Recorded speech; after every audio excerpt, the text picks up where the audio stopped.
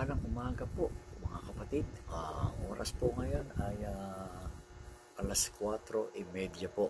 4:30 in the morning.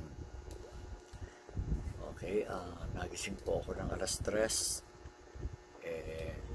Pray po para po sa inyong lahat.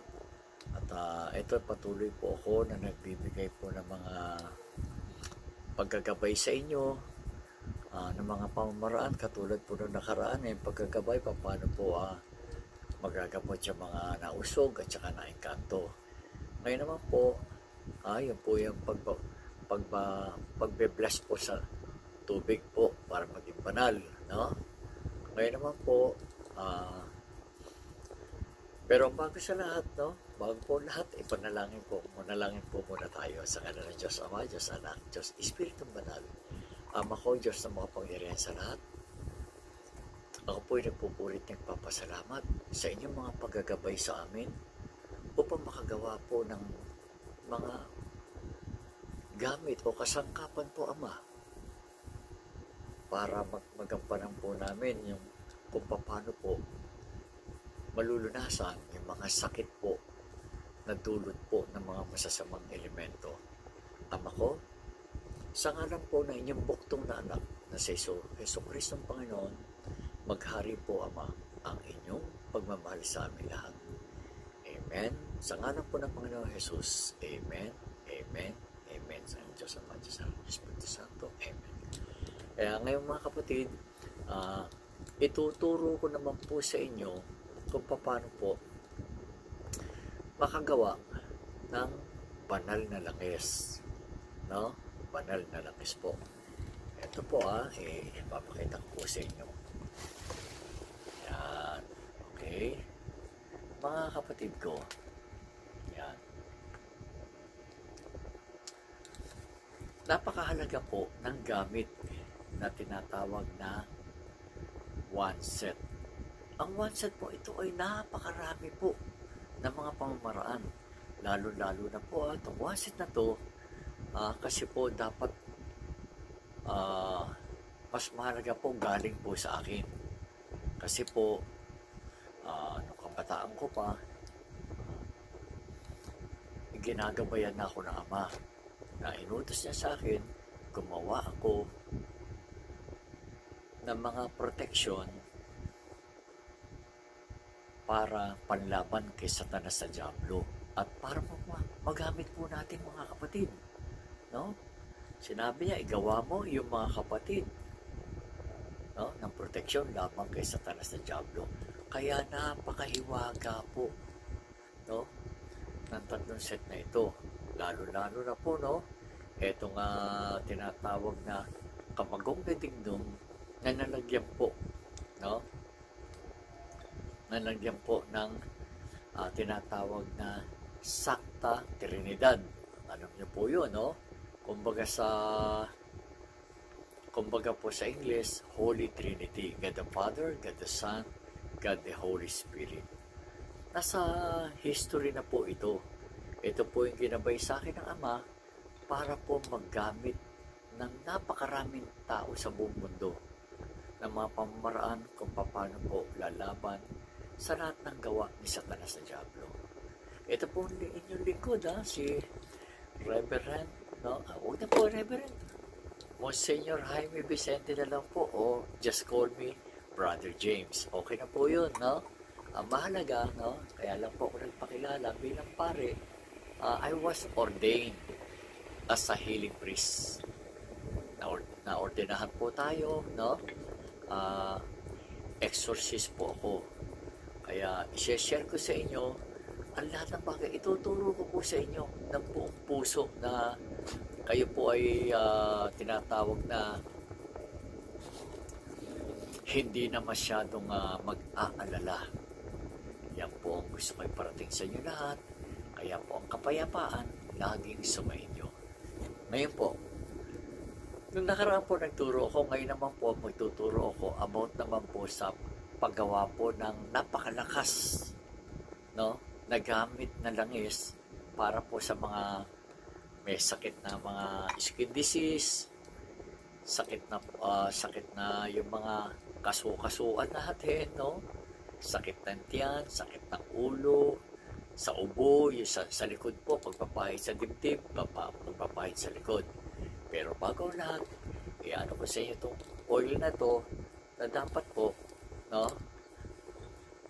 Basta tandaan nyo dapat po magkaroon kayo ng napakalakas na tinatawag na armor of God o kaya sacramental tools. Ito po yun, no?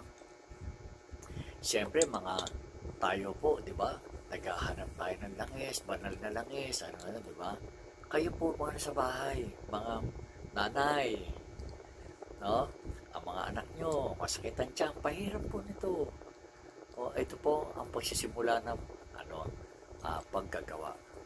Ilalagay po natin, ibababad natin ang tinatawag natin na miraculous healing pendant. Sa napakalakas po ng kapangyarihan po ng miraculous healing pendant, ito po may bato sa loob na kumakalog po ito kumakalog. No? Sa sinabing miraculous healing pendant, galing po kay Father Jaime Vicente, ako po yun, kumakalog po ito. Ito naman po yung lightning stick, no? Na napakalakas po nito. Kaya po kapag mga nasasapian, madikitan nyo lang to. Napapaso po sila. Ito naman po yung tinatawag ng dignum, no? Nakamagong na meron Sancta Trinidad. Yan, Holy Trinity. Ang tatlong batong puti po yan, may simbolo po yan. Nanangahulugan po ang simbolo po ng Holy Trinity po, no? Kasi po, maraming paliwanag about Holy Trinity. Ang mahalaga, nasabi ko sa inyo na banal na bato. No? Ngayon po, mga kapatid, ito po, magdadasal po tayo, no, na kapag inilubog niyo po yan, no, ito, ilubog niyo po tatlong ito, yan, manalangin na tayo, no?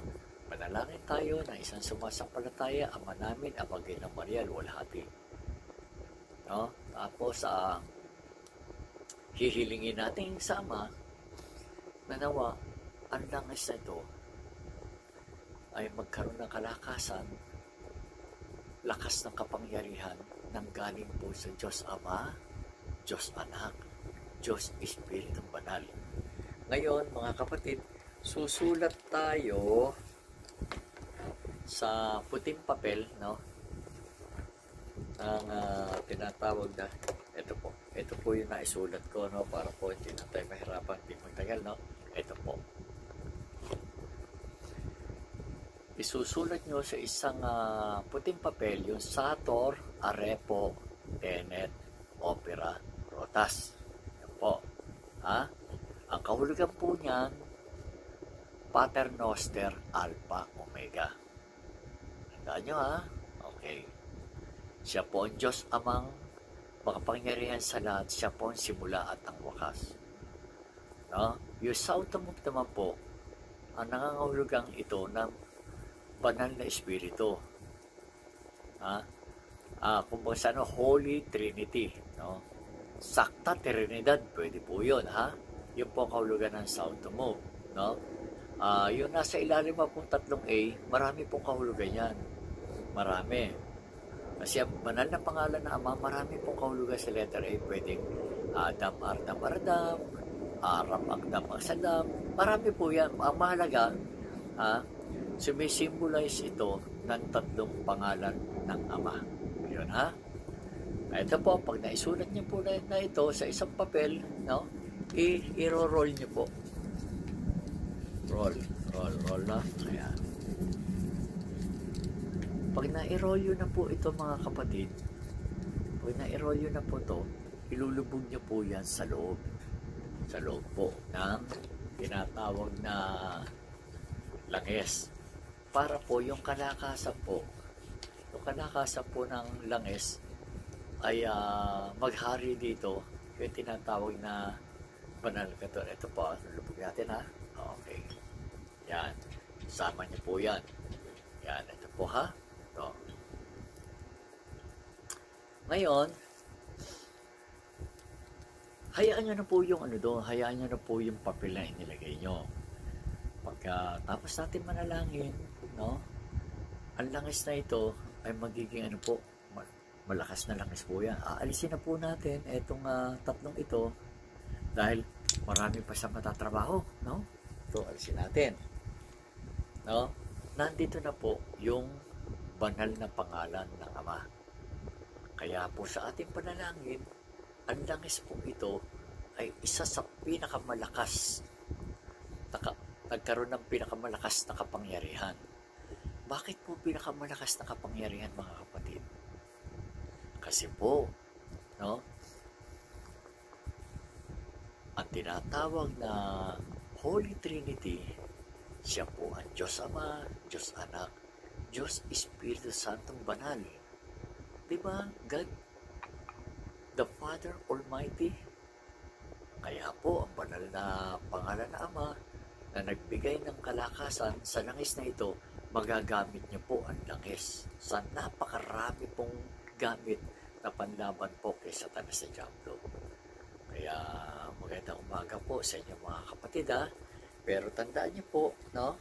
Kasi po, mula nang pinagawa sa akin ng Ama, ang tinatawag na one set, no? Ako po kasi ang naging original nito, mga kapatid. Ako original, no? Napakalalim po ng paggawa nito. Kasi 1983, nagsisimula na po akong paggagawa ng mga gamit po.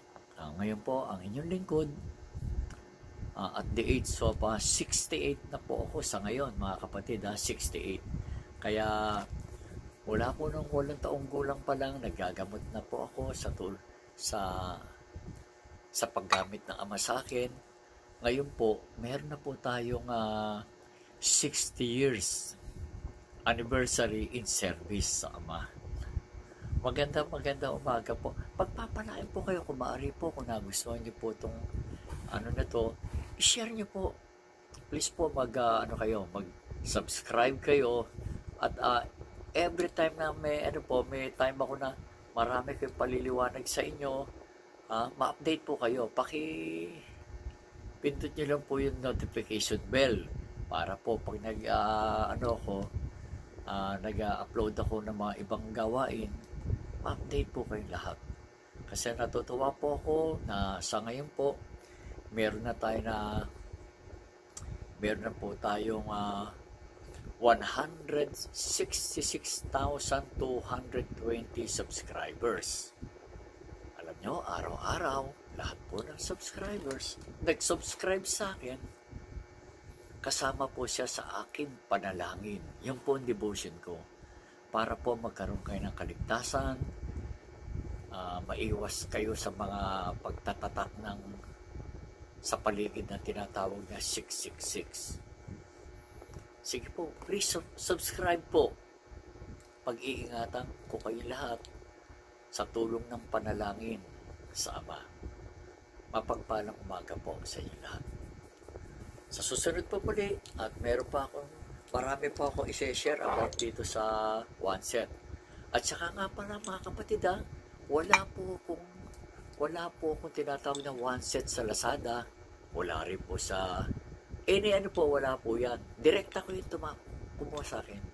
At ang aking telepono po ay sa may bahay ko kayo kumontak 0917-841-2098. Yung direct line ko 0917-143-8467. Yun po yung direct line ko. Pero dapat kumontak po kayo sa unang kong sinabi. Si Grace po, ang aking may bahay. Mapagpalang umaga po. Mahal na mahal ko po kayo lahat. God bless you all. I love you.